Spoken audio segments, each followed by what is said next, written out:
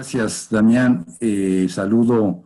y felicito todas las intervenciones. Realmente nos han dado un panorama muy preciso de lo que pasa en estos países. Creo que además la convergencia y la articulación conceptual y política que se han expresado en las diferentes presentaciones da cuenta de que tenemos una raigambre crítica, al mismo tiempo propositiva, al mismo tiempo con propuestas que hemos desarrollado y que hemos venido acumulando como una corriente de pensamiento latinoamericano muy sólida y que realmente me siento muy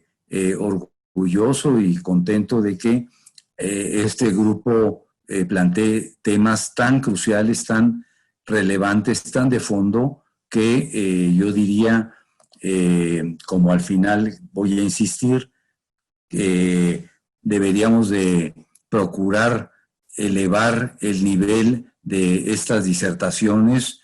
hacia definiciones de política pública, muy en el sentido, por supuesto, como es la propia cátedra con su nombre, Universidad de Integración Regional, como terminaba Daniela. Yo no veo ninguna salida por país a esta crisis de desarrollo. Efectivamente, yo veo solamente una salida hacia la integración, la solidaridad. Hace un par de semanas, como ustedes se enteraron, la Unión Europea destinó miles de millones de euros precisamente para integrar y dar soluciones de integración en el marco de la Unión Europea, que por supuesto tiene otras condiciones de articulación entre los países, las universidades, los institutos, laboratorios, los científicos, etcétera, muy distinta a la nuestra, pero creo que si nosotros queremos buscar una salida meramente en México, en Argentina, en Costa Rica, en Brasil, bueno, peor Brasil, no sé si hasta se puede pensar ahorita una salida con ese gobierno, o en Costa Rica con lo que nos plantea Carmen Camaño, resulta muy complicado. Pero de todas maneras, sí pensar desde la academia, desde las universidades, desde las redes, las asociaciones, esta visión que también Denise Leite nos señaló como una alternativa real posible, que si no la asumimos como tal, prácticamente vamos a perder esta coyuntura en una condición de absoluto atraso, como planteó Freddy Álvarez, en el marco de lo que ya habíamos logrado en las diferentes reuniones de las CRES en América Latina. Yo quiero plantear 5 cuestiones muy rápidamente para dar paso a el debate, lo que podamos comentar en general, de temas que nos han puesto frente a lo que habíamos construido en la CRES 2018. Creo que como investigadores tenemos la responsabilidad de pensar siempre en las diferentes coyunturas. No podemos tener esquemas rígidos para decir todo va a ser igual o seguimos manteniendo este paradigma sobre el cual vamos a analizar una situación que es absolutamente distinta a la que teníamos apenas algunos meses o quizá también algunos años. Construimos en algún momento una coyuntura en un periodo determinado, logramos definir un conjunto de principios y de, digamos, marcos de acción que no pudieron darse, igual que pasó en el 2008, el plan de acción se quedó también en abstracto, en puros deseos, pero sí sostenemos una presencia y una realidad articulada frente a las otras, incluso regiones que no han ni siquiera podido tener una reunión como la que tuvimos en Córdoba hace 2 años, porque ni siquiera se han podido organizar en ese sentido, porque están avanzando en el mainstream de una tendencia de mercantilización, de privatización y de construcción de un polo dominante donde América Latina simplemente ni siquiera está contemplada. Está muy concentrada en las grandes compañías telefónicas, de telefonía móvil o de internet, etcétera, las grandes 5 que están peleando en una nueva guerra fría China-Estados Unidos, en donde ya se está hablando inclusive de que esta guerra mundial no se va a dar en territorio o sobre fronteras, sino simplemente atacando los satélites. La peor cosa que le puede pasar a Google o a Huawei o a Macintosh o a Apple, lo que sea, es desconectarse, porque se le acaban el Big Data. Y eso implica que un estallido de varios satélites que transmiten inalámbricamente toda la información en el Big Data, en el macrodato, pues simplemente pondría en una condición peor que una situación como de desigualdad y de pobreza como se ha venido expandiendo a nivel mundial. Entonces, aquí estamos pisando terrenos muy delicados en donde nuestra responsabilidad es repensar la universidad, su papel en la región, repensar lo que construimos en la CRES 2018 y plantearnos las nuevas realidades tal como están en la perspectiva de redefinir una política pública muy propositiva, muy rápido, que logre poner en marcha los conceptos que hemos construido en alternativas efectivas con una política de Estado a largo plazo, porque si es un problema de desarrollo, pues no tenemos que pensarlo tan pronto como llegue la vacuna.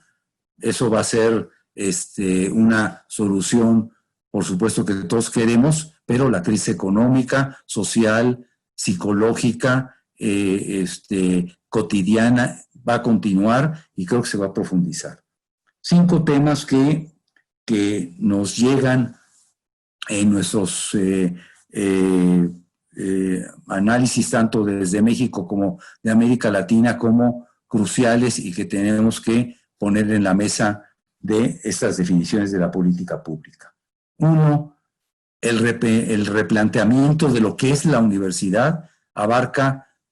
sus funciones fundamentales y sus principios de la idea sobre la cual se había planteado lo que era la universidad, de libre acceso, un derecho público y de un deber del Estado. Incluso también las privadas, en el plano de su función de hacer ganancia y convertir la educación en una mercancía, también están en un juego de correlación de fuerzas donde para ellas no es nada favorable las condiciones en las que están planteando, aún las de educación a distancia, por la propia crisis económica y la desigualdad sobre la que se vive en América Latina.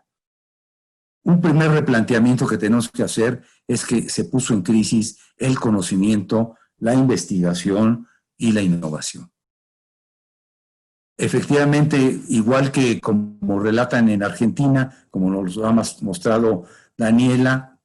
en México en 3 meses hicimos un centro de investigación con CONACYT, se hizo y se patentó un respirador mecánico. Ahorita se está distribuyendo a bajo costo y la UNAM tiene 5 proyectos estratégicos sobre los cuales atacar las condiciones de salud de la población. Hay el gobierno de la Ciudad de México, que es el más democrático en el país, ha puesto carpas para hacer pruebas masivas, generar condiciones de género y de equidad sobre los más pobres. El propio presidente tiene cerca de 10 programas igual que en Argentina, para atacar condiciones de pobreza extrema, etcétera, etcétera. O sea, más o menos podemos contar con un contexto desde esta perspectiva gubernamental favorable, pero que no es de fácil solución en el corto, mediano y largo plazo. esta investigación, la crisis de esta investigación representa para todas las universidades que siguen teniendo, igual que en América Latina, una plataforma profesionalizante y disciplinaria, una crisis total.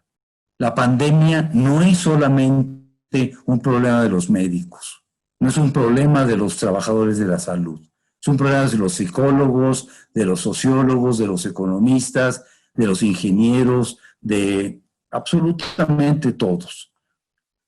La estructura universitaria empezó a resquebrajarse desde el plano de sus disciplinas, cuando les dices, aquí hay un fenómeno complejo, transdisciplinar, que tiene altísimos niveles de tal complejidad que se requiere no pensar desde la parte única de los médicos o de los biotecnólogos o de los genomistas, sino se requiere pensar desde las perspectivas de esa complejidad de la trans y la interdisciplinariedad. Y la universidad no está preparada para eso. Pregúntenle a cualquier universidad, por ejemplo, en Costa Rica, en la Universidad de Buenos Aires, la UNAM, la USPI, la Federal Río Grande do Sul, etcétera, etcétera, que cambie su plataforma disciplinar en 3-4 meses para que podamos tener grupos de trabajo, consultorías, grupos alternativos híbridos en la perspectiva de soluciones y planteamientos de proyectos de investigación e innovación que impacten los grandes problemas de desigualdad e inequidad que está provocando y que está explotando la pandemia, que no había antes, que ya habíamos dicho y mencionado que era muy importante hacer esta gran transformación, y lo que van a decir las universidades es, espérame tantito, lo que estoy trabajando ahorita es poner la misma disciplina, el mismo currículum rígido, la misma aula, ahora a distancia. Y eso no se puede. Y pasamos a un segundo tema, el docente. Cantidad de profesores que estamos viendo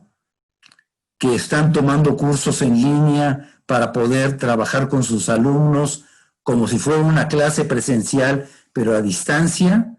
y que les ponen el aprendizaje rápido y así a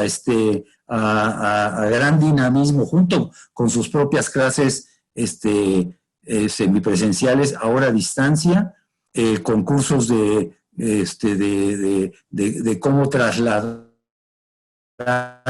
pedagógicamente esa rigidez curricular hacia programas a distancia, y se hacen bolas, se les enreda todo. Dicen, ¿cuál ventana? ¿Cuál es el botón que tengo que apretar? ¿Cómo puedo subir un PowerPoint? Oye, dime cómo puedo hacer más dinámica la clase. ¿Por qué? Pues porque eran profesores de aula, eran profesores en su gran mayoría de materias o de cursos que habían dado durante sus 15, 20 años, y más sabiendo que, por ejemplo, muchos de nosotros ya tenemos una edad no relacionada directamente con la digitalización, la virtualización y el trabajo que está costando trasladar cuando no se trata simplemente de poner en pantalla ese curso. Es terrible. Es una crisis de la investigación, de la ciencia y los conocimientos. Segundo, una crisis de la docencia que no se puede resolver simplemente con trasladar la currícula rígida hacia currículas a distancia. Tercero, el problema del acceso. Ya hay signos, bueno, ya la IESALC y la propia UNESCO ya dieron las cifras de que la segmentación institucional de la educación media superior y superior en América Latina en 3-4 meses se profundizó y se han perdido aprendizajes, posibilidades de acceso, e incluso hay sectores grandes de la población que están diciendo, yo en octubre no regreso ni mando a mis hijos a la escuela, porque con una escuela, con un niño o una niña que vaya con una ligera estornudo, etcétera, etcétera, se cierra la escuela 15 días, se vuelve a sanitizar. Entonces ya hay familias que dicen, yo prefiero que pierda a mi hijo o mi hija todo el año a mandarlo a una condición que no está controlada. Incluso en todos los países, como creo que podemos coincidir ahí, si no, ahí lo tendríamos que revisar, pero el último nivel institucional que va a entrar en funciones va a ser el sistema educativo. Otros, el comercio, hasta los bares, las cantinas, los table dance, todos van a entrar en funcionamiento más rápido y hasta el final se va a permitir esta situación dual, porque esto ya es un paradigma sobre el cual se están montando las políticas públicas, que yo creo que es erróneo simplemente trasladar la currícula rígida a una currícula a distancia. Ahí hay que hacer muchísima más tarea para comprender lo que significan modelos híbridos, que son mucho más dinámicos y flexibles en la perspectiva del uso y manejo de plataformas digitales, pero que están sustentados en proyectos y en la presencialidad. Y esto no es posible, pero que tenemos que trabajar para estas alternativas, para que cuando llegue el momento podamos desarrollarlos como política pública nacional y pero que en el marco de lo que tenemos es una mayor profundización de la desigualdad, una segmentación social mayor, un impacto muy fuerte hacia la escuela privada, porque grandes sectores de la población entraron en condiciones de crisis en el subempleo o en su propio empleo o en el confinamiento con menores salarios y dicen, yo ya no puedo pagar ni siquiera la escuela privada a la que mandaba a mis hijos.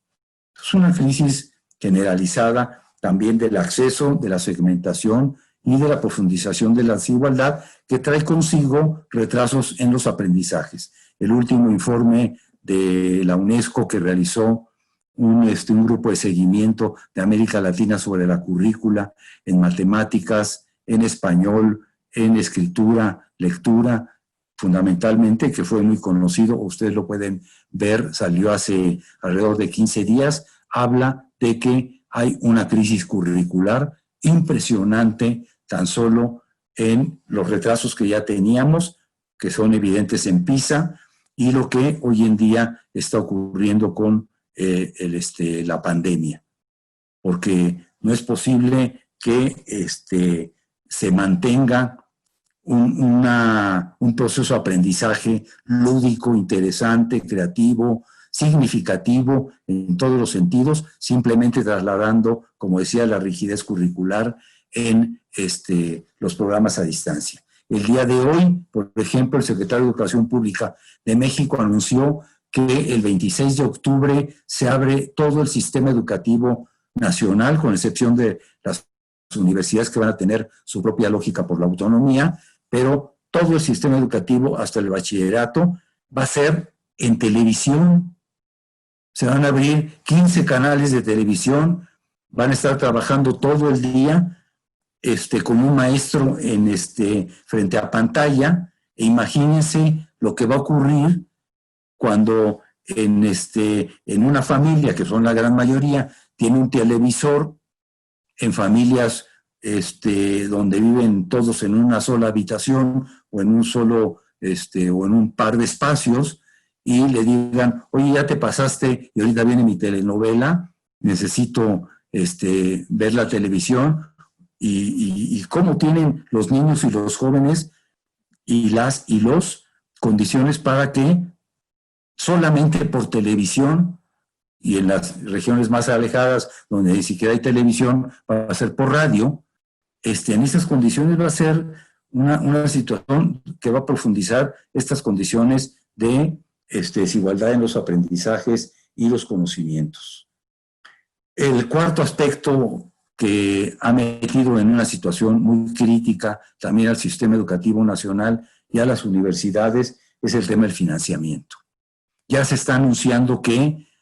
los presupuestos fundamentales van a ir para salud, los presupuestos fundamentales van a ir para compra de las vacunas en el extranjero,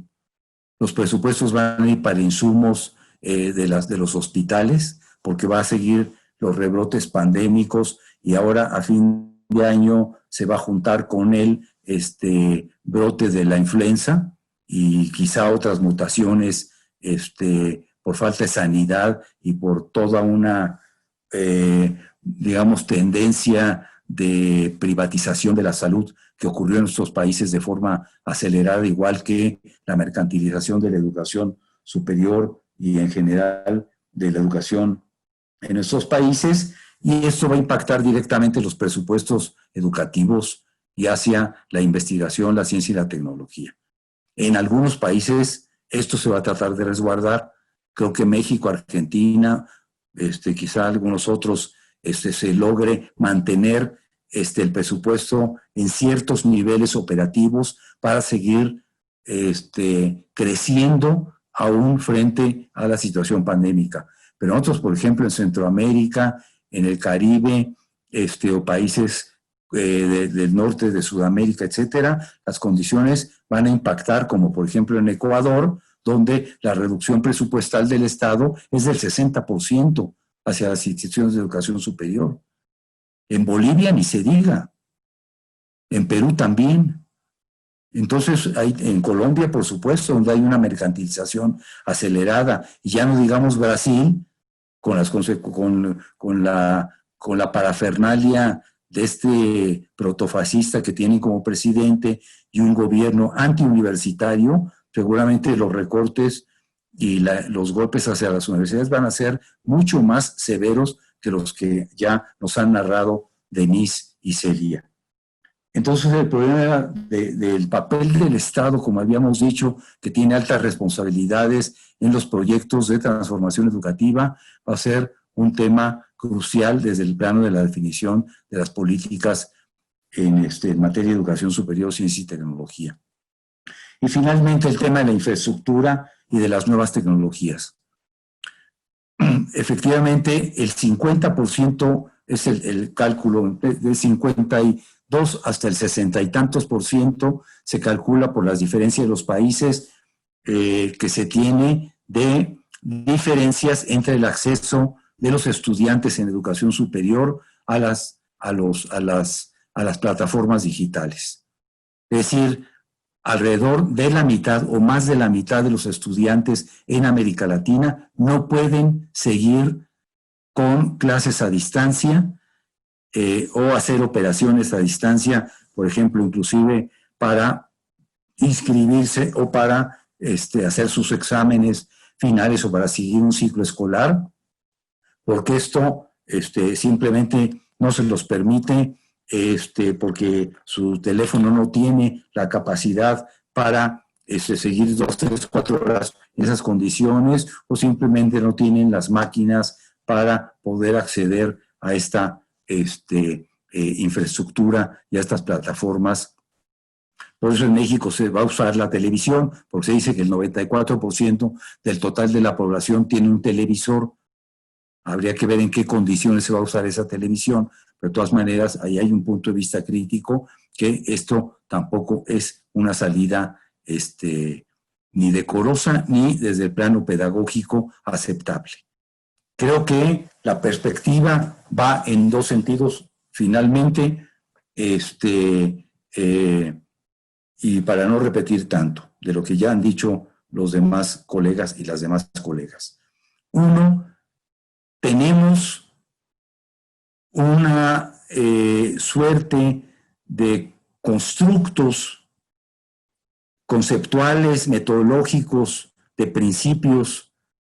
teóricos, metodológicos, epistémicos, muy sólidos, sobre los cuales podemos pensar alternativas, como planteaba Claudio, en la perspectiva de una nueva pedagogía, una nueva institucionalización, una política pública distinta que vaya hacia la transformación efectiva de esta crisis en una perspectiva positiva en la que tenemos que aprovechar, romper con los sistemas rígidos de las viejas estructuras institucionales y plantearnos alternativas de toda índole hacia efectivamente sistemas híbridos e innovadores, aunque sean en un principio como de buenas prácticas o experimentales, pero que vayan siendo factores multiplicadores que vayan teniendo influencia en la perspectiva de la transformación de nuestras universidades. Seguir con las mismas estructuras con las que tenemos y simplemente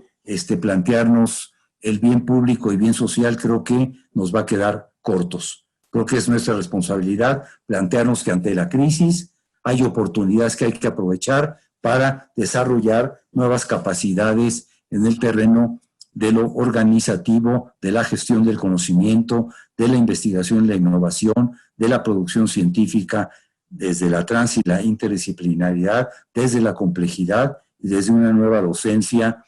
en la perspectiva de los paradigmas del aprendizaje. Si no aprovechamos esta perspectiva que hoy es posible desarrollarla en el marco de la crisis, se va a imponer un sistema mucho más desigual, porque quienes están ganando, como todos ustedes saben, y lo pueden comprender fácilmente, por millonadas. El último informe de ayer de las bolsas de valores, el único índice de la bolsa de valores de todos los países fue solamente aquellos valores que están relacionados directamente con la microelectrónica, con la digitalización, con la telefonía celular o con la venta de hardware y software. Son los únicos que están creciendo, se están haciendo ultra super ricos. Y obviamente con esta competencia que hay entre países en el marco de quién va a vender más